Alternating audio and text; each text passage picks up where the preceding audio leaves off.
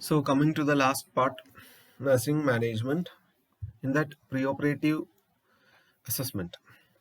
So here we have to ensure that the client understands about what surgery he is going to undergo, so that we have to explain each and everything related to that surgery. We have to assess the nutritional status of the patients preoperatively. Then only we can plan postoperatively, as well as we have to maintain it strictly. So verbal communication is can be impaired, or sometimes it can be partially impaired or permanently impaired. So that should be finded out, and uh, we should assess the ability to communicate before the surgery. For example, if the patient is able to write or not. If the patient is able to write after the surgery, we can give a communication board so that the patient can write his needs. The patient is not able to write, we have to make adequate necessary arrangements like pictures, signboard, etc. So whether the patient want to go to bathroom, certain signboard he can point out. If the patient is having pain, certain image he can show. The patient want to eat something, the patient can point out something, some images. So all those things should be kept ready based on the patients. And informed consent should be taken. Skin preparation should be done before the surgery, pre-anesthetic checkup, investigations prior to the surgeries, whatever which is told by the doctor.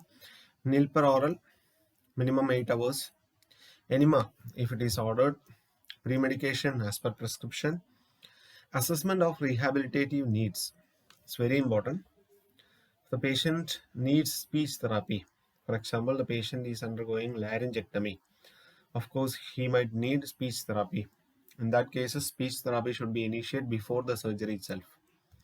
For coping with disfigurement, patient will be uh, very depressed if you are not explaining about the surgery before the surgery itself. Why? Because if he is seeing his face in the mirror, he will be very anxious as well as sad. So before the surgery itself, we have to explain all those things which is going to happen to the patient's face.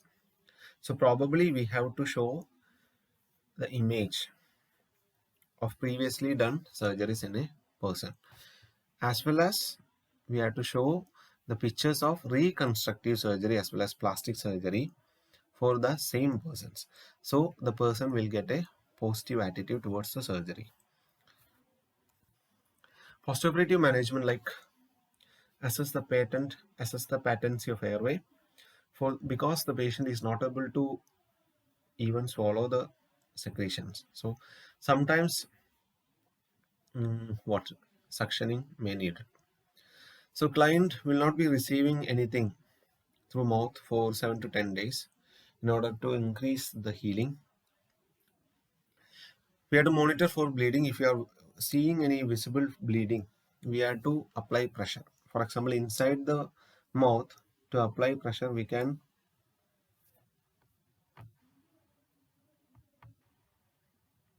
use an artery with a gauze piece. We can apply slowly over the bleeding spots. Administer supplemental nutrition. Monitor IV hydration. We have to assess the bowel sounds. If the return of the bowel sounds only, we can begin the oral feeding. Lot of fluid should be arranged when the patient is able to take fluid through mouth. Otherwise, we have to maintain the hydration by IV. So discuss the eating modification, the dietary limitations. Hard food should be avoided. Only light food should be allowed. Most spicy should be allowed. All those things should be informed to the patient. So nasogastric tube feeding or gastrostomy is used to provide nutrition until the client can resume the oral feeding. So assess the swallowing ability of the patient carefully.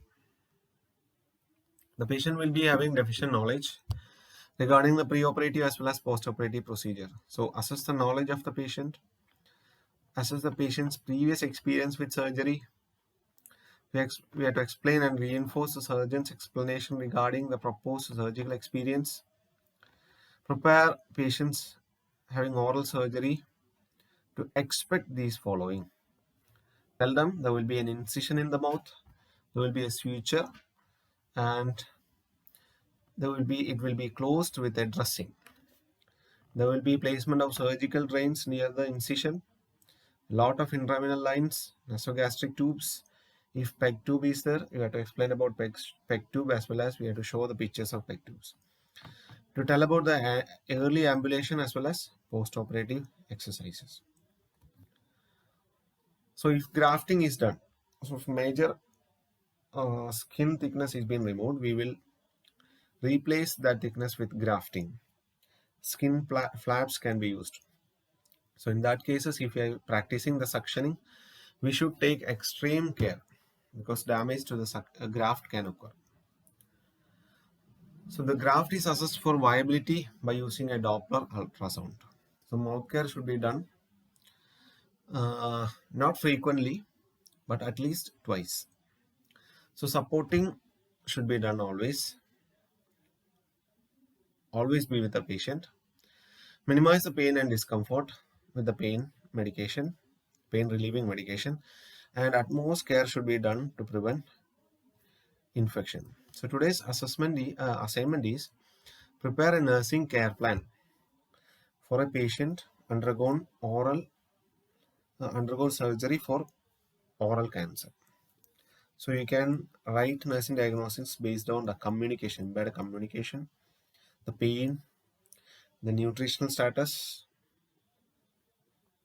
and what else? What else you can write? So make 5 nursing diagnosis and the explanation. At least 4 intervention you can write for each nursing diagnosis. The 4 intervention should be apt one.